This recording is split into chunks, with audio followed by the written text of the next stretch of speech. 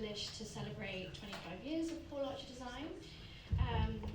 And we're having a chat about basically the idea behind these zines, that the home in the last 25 years has become much more than just a place to live. It's a place to make, it's a place to grow, to celebrate as well.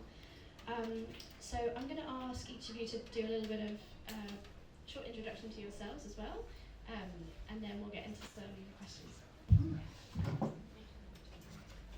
You want to start? Sure. So my name is Stuart Aikman. I'm one of the co-founders of Story of Home Estate Agents. We are a design-led estate agency based in London.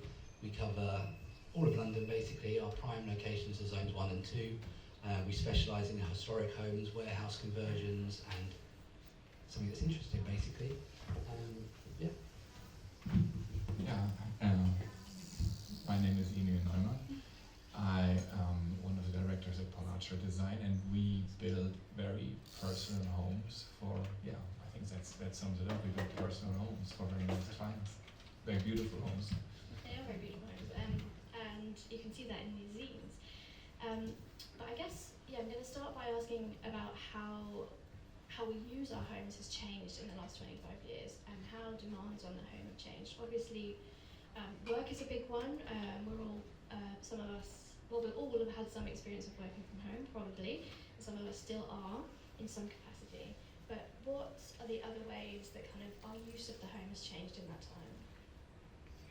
I think since I'm doing this work, I think that often the client's brief has become more complex and more varied, really. That people, I think, people asking more from their home, and as you said, working from home is one point, but then I always love when there's a brief where people have there's an additional requirement, and it could be, and we've in the magazine it's a recording studio in there, which includes, or needed to make room for the client's collection of more than 30,000 records, or obviously a home for a cookery writer, or we've got several projects that we had a pottery studio, and it's an endless list. I mean, the yoga studio is more on the almost a conventional side, but it also could be a smaller. It doesn't need to be an entire space. Sometimes it's just a smaller, just a detail that makes a home special, and it offers a special area to use for a special task. Yeah, and have you seen that from clients as well? Absolutely. Obviously, home is very personal to each individual, but what we find is that open plan living spaces are becoming much more popular at the moment. Before, we used to find that a lot of people wanted rooms, numbers of rooms. I mean, if you go back 10, 15 years ago, it's always, I need 4 bedrooms, or I need 2 reception rooms. Now it's much more about the square footage as opposed to the actual individual living spaces.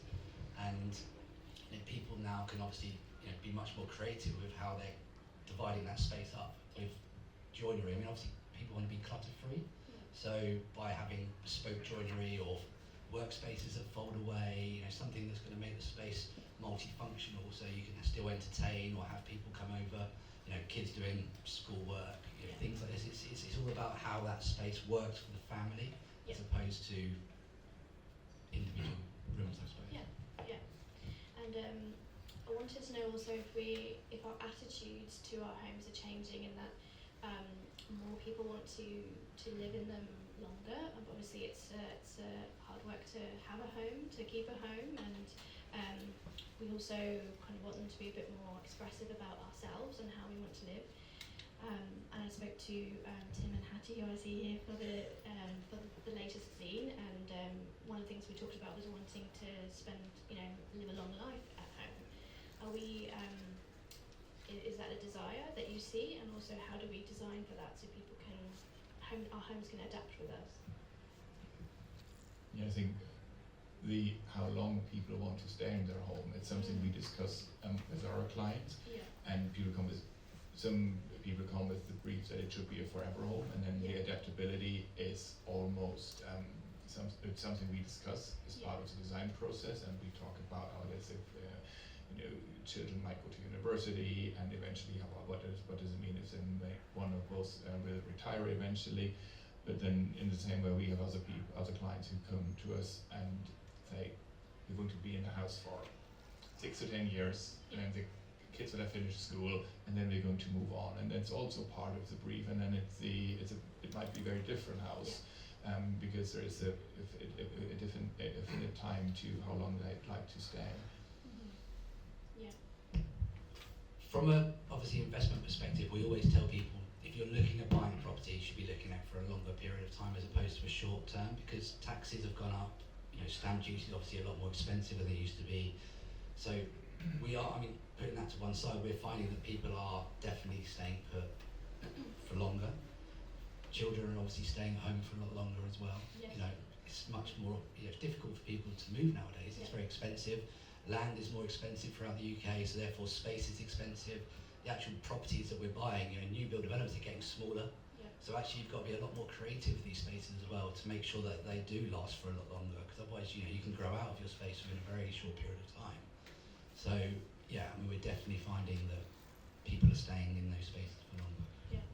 I think that often makes our job more interesting, because space is such a premium, so we have to make the space work harder. I think that's something we can see, that there's a lot of, you know, some people almost think we can perform magic, but which we can't. But we know, but you notice that we need to make the space work very, very hard, and there needs to be, you know, they need to cater in different ways for different family members. Yeah. And I think one of the things we spoke about in the zine is like having a better flow to your home as well. So somehow making more use of these small spaces. Obviously, homes in London are you know, spaces at a premium. So are there any kind of tips or tricks that you use in kind of maximising the use of the home? I think you mentioned flow, Yeah. so I think generally also to maybe pick up on what Stuart said earlier about the value of the home. I think Yeah. generally if you do work to a home to improve the flow of space, to improve the flow of light, that's often something that adds value, because it's goes beyond some finish, which is actually internal finish, which might be personal taste.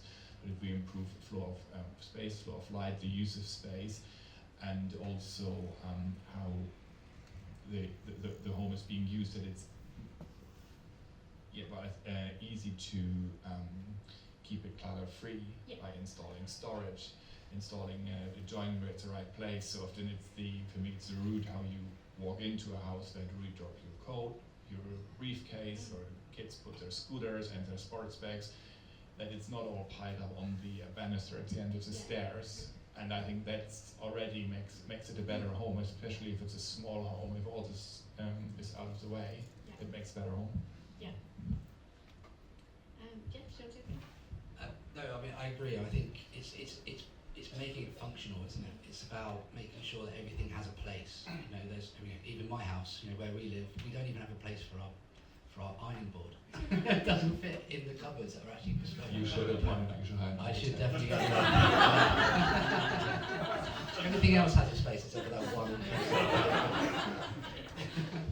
But yeah, no, I completely agree. I think it's not necessarily about having lots of different rooms, as I mentioned earlier. It's about having, you know, even if you're in a studio space, you know, it's about having a space that works at different times. You know, if you've got people coming over for dinner, Yeah. you need a space so you can entertain. If you've got, you know, somewhere to work, you know, you want to be able to fold that away, but you don't want it to be on display if those people are coming over for dinner. It's just about creating a space that works for that individual. Yeah. And just making it as flexible, multifunctional as possible. Okay, thank you. And then I also wanted to sort of ask about sustainability, because that's obviously something that's become so urgent, and obviously in the last 25 years increased in our minds when we're thinking about buying and living well. So yeah, I wondered if you could take me through sort of Paul Archer Design's kind of approach and how that's changed in this time. So I think, well, or since we're doing this work, I think people are getting relatively slowly, but also continuously more interested in these things. And I think over the last, 5 to 10 years, we saw a real kind of uptake in what people ask us for. And then we discuss as clients what their priorities are. Yeah. And there is a sector, it's very easy to draft proof windows, but then from there you go further, you do the roof, you do the floor, you do the walls, you think about alternative heat sources. So we talk about what our clients what our clients would like to do, and again talking about the investment. Yeah. The investment into making a home more energy efficient is something regardless of what your personal style is. Yeah. It's something you get back because it makes it a better home. Is that something that people are aware of when they're looking for a home? Yeah, for sure. I mean, if you think of the energy performance certificates, they were part of the Home Information Pack that was discontinued, and then when they discontinued the Home Information Pack, everybody was like, why have you bothered to keep the energy efficiency certificates? Because it was literally just a tick box. Nobody really paid much attention to it.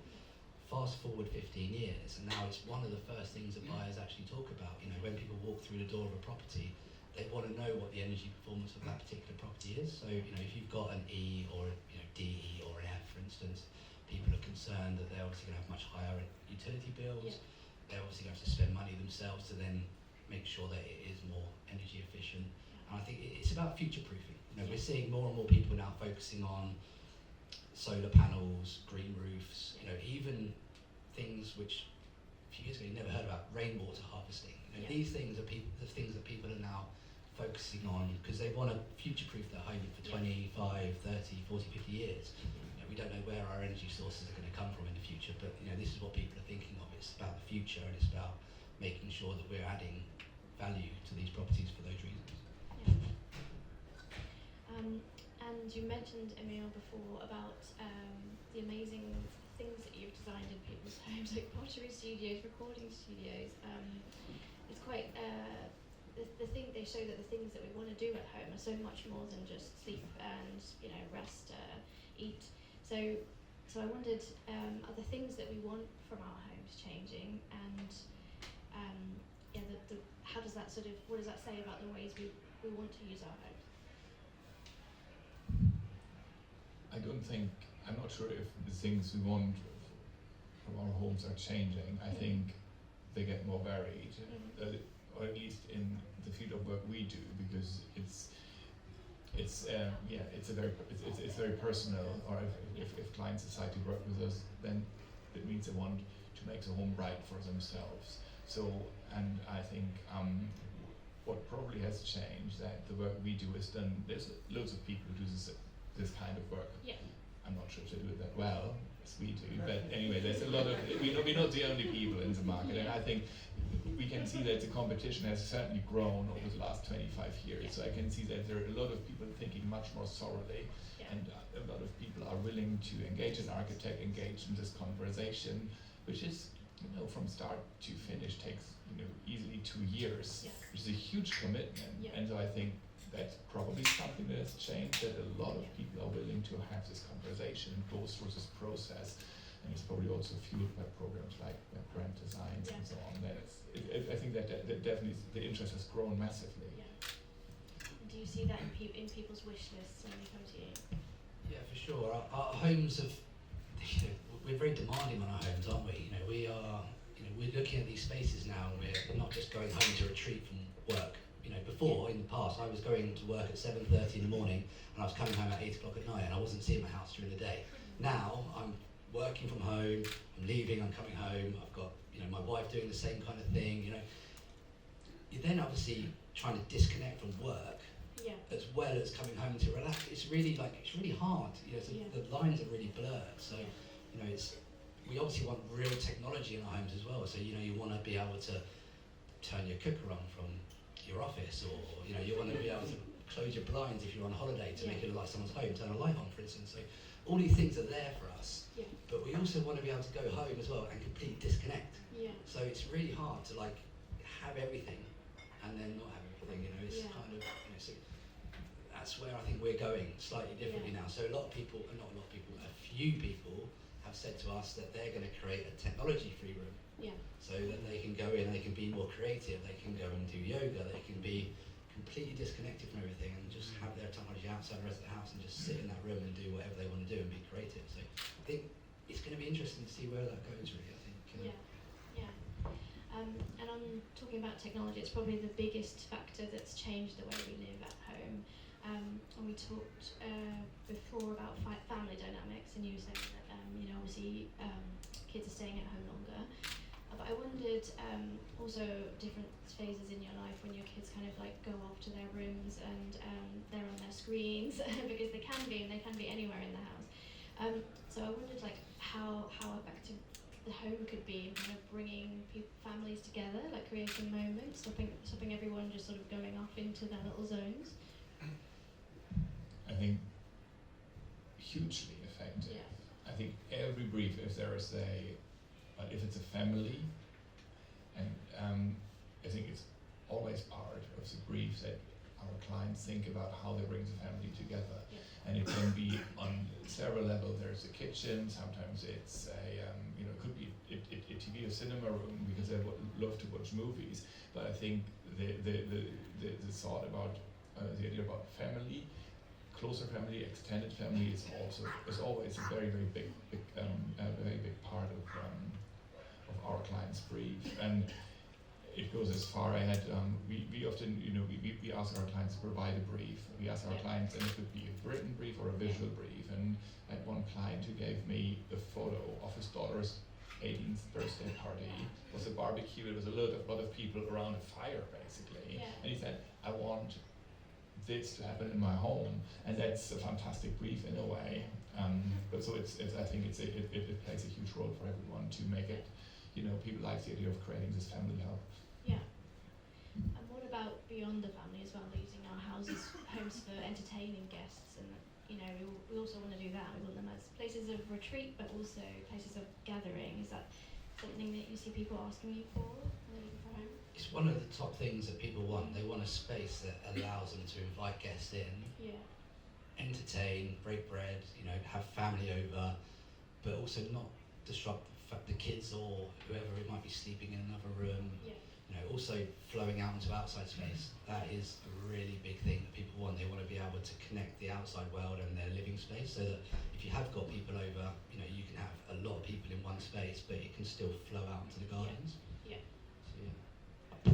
And I think what we see is the demand towards the kitchen, which Mhm. can vary quite a bit. It depends if you cook yourself or if you have maybe someone coming to help you. The kitchen that looks nice with an island, and then what you call the pantry or the utility area, which can become quite big Yeah. to house yet another oven and another dishwasher, and so that's again part of the individual brief. That you have a space you use yourself, but also you have a space where you can spill over into, Yeah. and you can dump all the dishes, and it looks Yeah. perfect and fun. Yeah. Okay. Well, thank you. I think at this point we might ask if there's any questions from anyone listening in the audience. If someone wants to put a question to Emil or Stuart about any of the topics that we've touched on, anything you're burning to know. Otherwise, I'll keep asking. Can I On ask, here. how do you get around the energy objectives that are going on? I'm living in a Grade 2 listed house. I'm very proud to be in Zine 1. But we weren't allowed to change our windows. We were only allowed secondary glazing, which was absolutely awful, even though there's fantastic products out there. How do you fight that with the planners and Sorry, can I just say, being a Grade 2 listed property, you may be exempt from actually needing to have an energy performance certificate. I don't know if you've looked at that or not, but actually a lot of graded properties don't need to have it because for that exact there's reason. no reason? Okay, that helps. But even so, I want to be energy conscious. Yeah. I want my heating bills to go down. I think We've got super efficient underfloor heating. I have to say, running our house is super cheap. But it just seems to be a bit of a Well, I think it's a conflict between legislation around conservation and building regulations. There's a conflict, and I don't think that's been resolved really. And I think there are elements we can improve. And I think, as we did in your house, I guess, to an extent. But then often it's also a point of interpretation. I think that we try to push that we can interpret conservation regulations in a way that they allow us to do certain things, double glazing bars and things. So I think it's and I have an opinion is it will have to move eventually because it's just not, it doesn't work otherwise. Not when the windows are No. 1837 or something. Windows are a big problem actually. I think we sell a lot of property in the West End, and there's a lot of Georgian Grade 2 listed properties, and exactly the same problem happens. And you can't change the windows. I mean, you sometimes can change them to like for like with double glazing, or you have to have casement windows, which are just not what people want. They want to have something. Everything else is well designed, and then you've got this secondary glazing in there, which unfortunately doesn't quite match everything else. But then it makes you energy efficient. Okay, anybody else have a question? One at the back. See an arm. Yeah, you were talking about sort of like the gathering, and obviously that's something that we see a lot more now with homes and sort of definitely post-COVID. How have the briefs changed over the last 25 years? Like the role of the kitchen, or like what's the most prominent space that people seem to sort of go towards when they're briefing? I think the brief around the kitchen has probably changed in a way that it's gotten more diverse, because I think generally the average time the average person spent in the kitchen, I think I heard Jamie Oliver say, has gone down by 50% over the last 20 years. So we certainly have some clients who are very happy with the mini kitchenette because they just drizzle some sauces over something and then they're good. But at the same time, that switch is also fine, I think, especially when we talk about efficient use of space. But at the same time, we have clients who are very precise about what they like in their kitchen, what they use in their kitchen. So I think, I'm not sure if it has changed, but I think our clients certainly have a very clear idea what they want, which is great for us to then respond to. The kitchen is definitely the heart of the home, isn't it? It's the place that everybody kind of, that's the most creative part of the house, I would say, for a lot of people. If it's the one place that you can go and actually, even if you're not a creative person, you're still being creative with the food that you're making, and it kind of brings everybody together. I think for us, it's selling houses. A lot of people want open plan spaces still, and then you get the odd person that says, I want a completely separate kitchen that's small because I do a lot of smelly cooking and I don't want it to float through the rest of the house. But I think the trend tends to be to have an open plan kitchen living space or living dining area is what people But I think the understanding what I think the open idea about open plan has changed a little bit, that people are more, I think people tend to be a bit more precise, or some people anyway, to what they want, and then maybe it's open plan or not quite open, or you have dividing walls, or you have like built-in room dividers. I think there are we're discussing different levels of openness with our clients. It's not necessarily warehouse space. It varies if you're in a house or if you're in an apartment or if you're in a warehouse space. I mean, I completely agree. I think if you're in a house, you don't want your kitchen in your living room. Definitely not. I mean, and obviously, and maybe you don't want that in your apartment, because having a kitchen in your living space in an apartment sometimes doesn't quite work. So it's very individual. I think, again, it's down to how that person particularly lives and how their space works for them. Yeah. I agree. Okay, we have one final question here. I think. So, in the 1990s, I lived in a lovely Georgian terrace in Hackney, and it had been listed in 1963, so they all remained family houses. They weren't knocked around into flats, and it was terrific. So lots of families, and they had these lovely Georgian buildings with a front parlour and back parlour on the ground floor, piano nobile on the first floor, lovely bedrooms upstairs. But 90% of the family life was in the basement, where they had knocked through the servants' quarters and the kitchen into one big room, and then it became a den. And a den is not a very nice word, but it essentially captivates the whole idea of family life around eating and cooking and watching TV and doing your homework. And these families just spent the whole time in their basements. That's such an interesting point, because the